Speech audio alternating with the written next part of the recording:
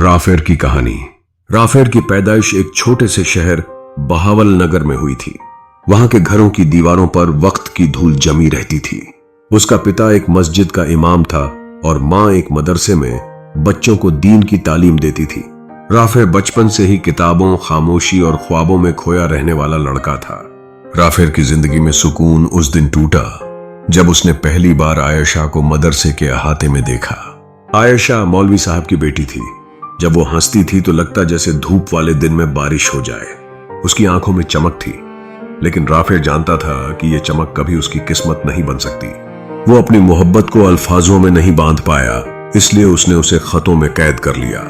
हर खत वो आयशा के नाम लिखता मगर कभी भेजता नहीं। उन खतों में उसके सपने होते, शिकायतें होती, दुआएं और इजहार भी होता। वो हर रात आयशा को सोचकर सोता और हर सुबह उसे भूल जाने का फैसला करता। फिर उसका पिता उसे कराची भेज देता है ताकि वो वहां जाकर कुरान की तफसीर, व्याख्या की आगे की पढ़ाई करे। लेकिन कराची राफेर के लिए एक नई दुनिया थी।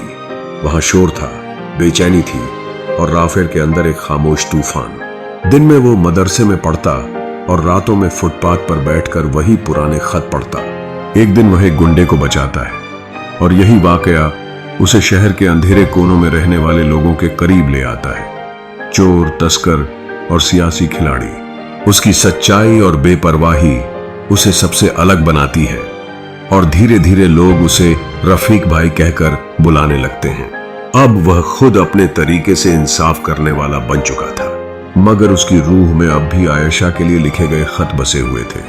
6 साल बाद एक प्रोग्राम में राफेर और आयशा की मुलाकात होती है। अब आयशा एक स्कूल की प्रिंसिपल है और उसकी हंसी में वो मासूमियत नहीं रही। राफेर को देखकर वह चौंक जाती है। उसे नहीं पता कि यही वो राफेर है जिसने उसके लिए सैकड़ों खत लिखे थे। राफेर सिर्फ इतना कहता है, आप बदल गई हैं। आयशा जवाब देती है, वक्त सबको बदल देता है। अब आयशा की शादी तय हो चुकी है। राफेर कुछ नहीं कहता, बस उसे एक खाली लिफाफा देता है। वो लिफाफा जिसमें कोई खत नहीं होता, लेकिन उन सब एहसासों की आवाज होती है जो शब्दों में बयां नहीं हो सकते।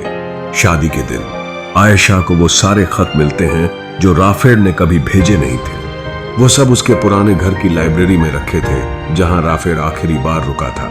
हर खत में एक खामोश चीख थी, एक बेआवाज मोहब्बत। आयशा पढ़ती जाती है और उसकी आंखों से आंसू बहते जाते हैं। लेकिन अब वक्त निकल चुका था। कुछ दिन बाद राफेर को एक गोली लगती है। ये कोई दुश्मनी नहीं थी, बस शहर की बेरहमी का एक और दिन था। अस्पताल में एक नर्स के जरिए आयशा को राफेर का आखिरी खत मिलता है। मैंने तुम्हें कभी अपने शब्दों में कैद नहीं किया आयशा। तुम तो मेरी खामोशियों में रहती थी, मेरी दुआओं में, मेरी तन्हाइयों में। मैंने मोहब्बत की लेकिन कभी कुछ मांगा नहीं। शायद यही मेरी सबसे बड़ी इबादत थी। राफेर की मौत के बाद आयशा ने अपनी शादी रोक दी। लोगों ने बहुत सवाल किए लेकिन वह चुप रही। कुछ महीनों बाद वो उसी मदरसे में वापस आ गई जहां से सब शुरू हुआ था। अब वह अपने पिता वाला वही कमरा संभालती थी। बच्चों को पढ़ाते हुए वह राफेर की कहानियां सुनाती थी, लेकिन हमेशा एक बात कहती, अगर मोहब्बत को शब्दों की जरूरत पड़े तो वो अधूरी होती है। राफेर ने मुझे सिखाया कि खामोश मोहब्बत सबसे मुकम्मल होती है। सालों बाद शहर में एक लाइब्रेरी बनी, किताब घर ए राफेर के नाम से। उसमें वो सारे खत रखे गए जो राफेर ने आयशा के लिए लिखे थे। लोग आते, पढ़ते, रोते और सीखते। अब राफेर की मोहब्बत सिर्फ आयशा की नहीं थी, बल्कि हर उस दिल की थी जो चुपचाप किसी को चाहता है। आयशा ने अपनी आखिरी सांस उसी लाइब्रेरी में ली। उसके हाथ में वही खाली लिफाफा था, मगर इस बार वो खाली नहीं था। उसमें एक नया खत था। मोहब्बत ना मांगी जाए, ना समझी जाए, बस निभाई जाए, जैसे राफेर ने की।